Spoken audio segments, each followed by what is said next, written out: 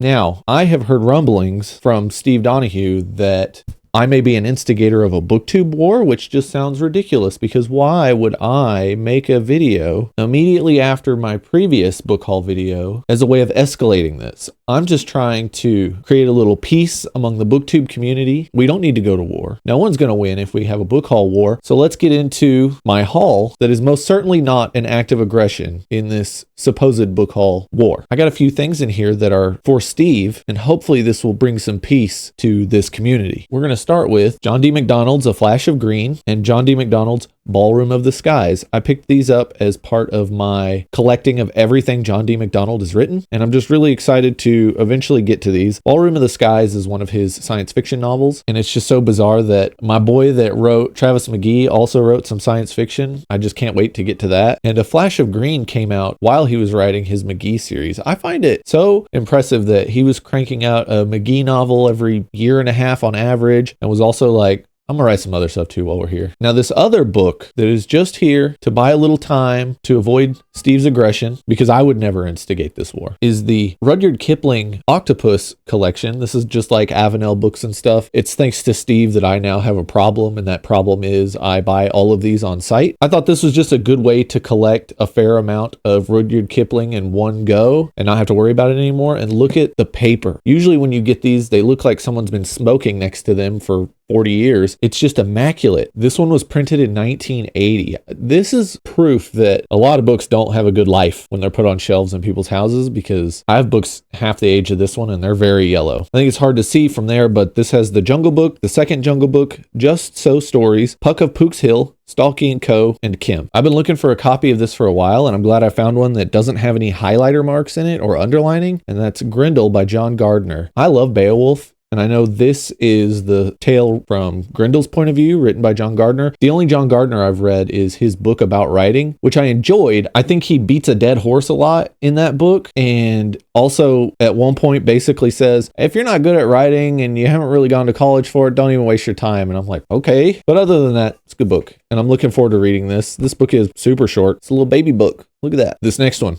Couldn't believe I found it. And it might have been in a previous book haul, but I don't know. It was on my desk, and if a book is on my desk, it goes in the haul. So here we go. Wild Cards graphic novel. This is super cool. This is just the first volume, or it might be the only one. I don't know. I don't know how popular this was, but while I'm not the biggest fan of the artwork, it does a really good job of showing the original, the first couple of stories in the collection. And I was just happy to find this. I was at Half Price Books, and I saw that they had Old Man Logan, which I love that graphic novel. And I pulled it off the shelf to see how much it was. It was $50, and it wasn't in very good shape. And then right next to it was this bad boy for very cheap. So glad I found that. Next, we got a good one. A good one I picked up for very little because it's got a little Sharpie mark on it. This is Elric of Melniboné, the Elric Saga Volume 1. I already own all of these stories in other editions, but I wasn't going to say no. I needed to get that $6 extra to get free shipping. And so, I mean, if I'm not going to pay for shipping if I can just buy another book, get it shipped to me for free. Next up, we have another thing I already owned, but I didn't own this version. I have a bit of a problem, and that is Tor Essentials, The Black Company. This has an introduction from Steven Erikson, which is most of the reason I bought it, which is ironic considering the introduction is probably like 2 pages. It's 5. It's okay. The nice thing about this is I don't have a reading copy of The Black Company that's not in an omnibus. I have a signed mass market paperback that my buddy gave me, and the cover has fallen off of it. I have to try to figure out a way to salvage that bad boy. So I'm just glad I have like a reader copy for The Black Company. Now this next one, I've been really looking forward to reading this. It's on my 40 before 40, but the first edition is, but I'll allow the second edition instead, and that is Playing at the World by John Peterson. This is a history of tabletop gaming. So the original one was like a 720-page tome that I really want a copy of, but MIT Press didn't reprint it, which is frustrating. So now we have this like expanded and altered edition that's going to come in 2 volumes. This first volume is The Invention of Dungeons and Dragons, which is kind of bizarre because John Peterson has already written a book about the creation of Dungeons and Dragons. So why are they doing it again? Or maybe that was his biography of Gary Gygax, but it also happened to be the creation of Dungeons and Dragons. So maybe this goes a little more in depth into the creation of the game. I love these. I love the history of tabletop RPGs. I've read just about everything out there on it except for these. And it was really nice to find a copy of this for a reasonable price, because when it first came out, it was very expensive. Now I'm hoping that this next one will de-escalate this book haul arms race that is going on. And that is American Caesar by William Manchester, a biography of Douglas MacArthur. I wanted to own this no matter what, because I love everything I've read from William Manchester. And then in William Manchester's war memoir, he wrote about him writing this biography. And he said that before he wrote the biography, he did not like General MacArthur. And one of the reasons he didn't like General MacArthur was because he was a Marine and he viewed MacArthur leaving the Philippines as a betrayal. And after digging deeper into MacArthur's life and what was going on at the time, he basically forgave him. So I'm really looking forward to reading this bad boy and just digging into yet again another wonderful book from William Manchester. At this point, I don't think he can do any wrong. I've loved his books. Even A World Lit Only by Fire, which is like a history of the Dark Ages, kind of where the Dark Ages that really wasn't a thing ended and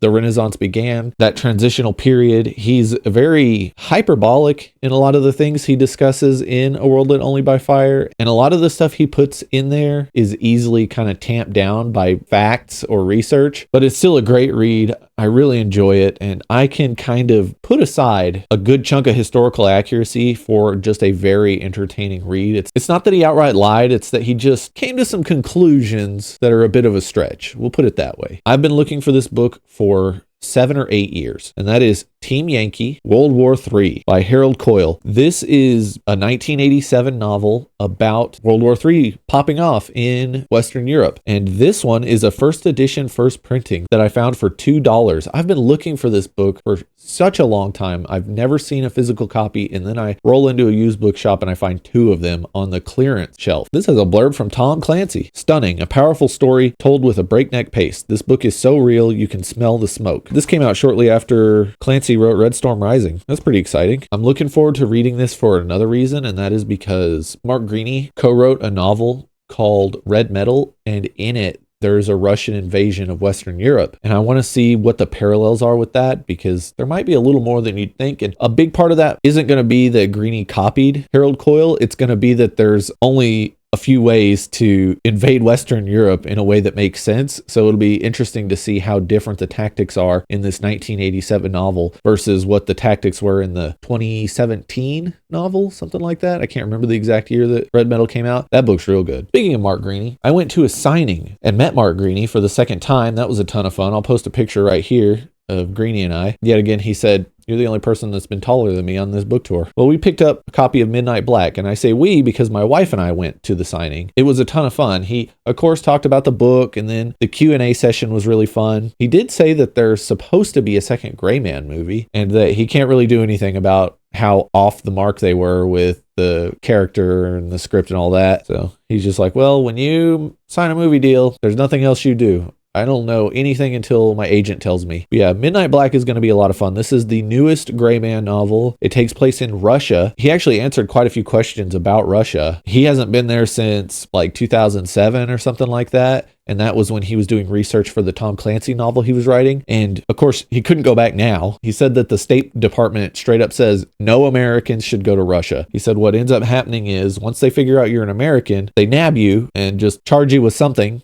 and then won't let you go until the U.S. gives them one of their Russian war criminals or something. Yeah, don't go to Russia unless you want to be part of a prisoner exchange program. Midnight Black takes place immediately after The Chaos Agent, which is the novel that came out before this. A lot of the time, the Gray Man novels aren't tied together that tightly, but in this one, it makes sense. But you don't have to read The Chaos Agent to read this one. Mark Greaney said so in the Q&A. He said that any context you need from The Chaos Agent is in the beginning of this book as part of like the build up to all the action in here. And what he said that was really cool about this is it was heavily influenced by Red Storm Rising and all of the 1980s Cold War fiction that he read, because there's a lot of spies, there's getting in and out of Russia, there's using double agents, stuff like that. I can't wait to read that, it's going to be a ton of fun. Now, in my Project 2025 video, we discussed The Sharing Knife, which is Lois McMaster Bujold's fantasy series. It's 4 books, and then there's like a novella that came out later. Well, when I was at the signing, I found book 1, 2, and 4 in first edition, first printing. So I went ahead and picked up the 3rd one on eBay, and now I'm going to show them off. We got Sharing Knife 1, Beguilement. I love the art on that. It's so pretty. All of the art on this is great. And the cool thing about this series is it's like 18th century technology minus guns in a fantasy setting. And it's post-apocalyptic, which is super cool. We've got Legacy, another cool art. And I found something out really cool. Check this out. They go together. And I just absolutely love that. I found the art of both of them combined online. Couldn't find a high quality version, which sucks, but you know, it is what it is. And these next two, they don't tie together like that. But we've got Passage, which I picked up on eBay. And this thing was in such good shape. I don't know if it's ever been read. And finally, we've got Horizon, book 4. I just really like the covers. The art's cool. I love that it is like the 18th century. And I'm just really excited to get to those books this year. And last but not least, even though I know nothing about it, we have The R Master by Gordon R. Dickson. The flagship half-price bookstore in Dallas now has a clearance section for vintage books. They didn't have that before. And I went over there,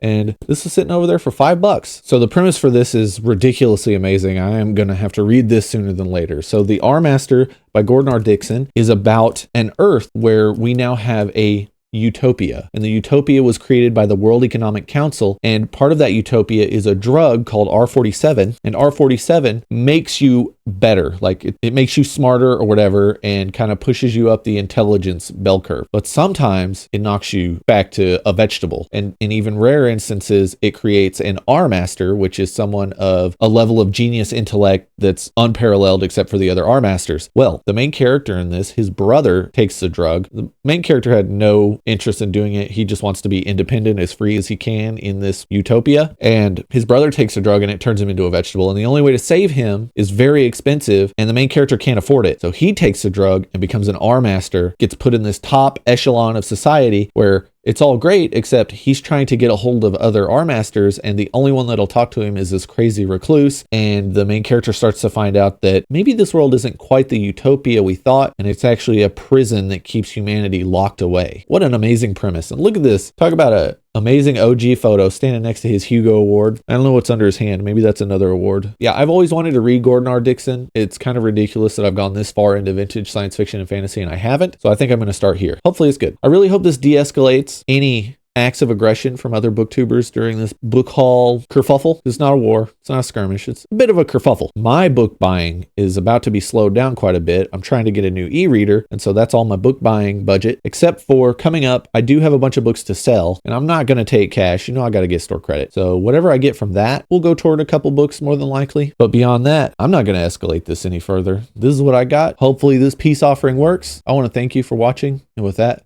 I'll see you next time.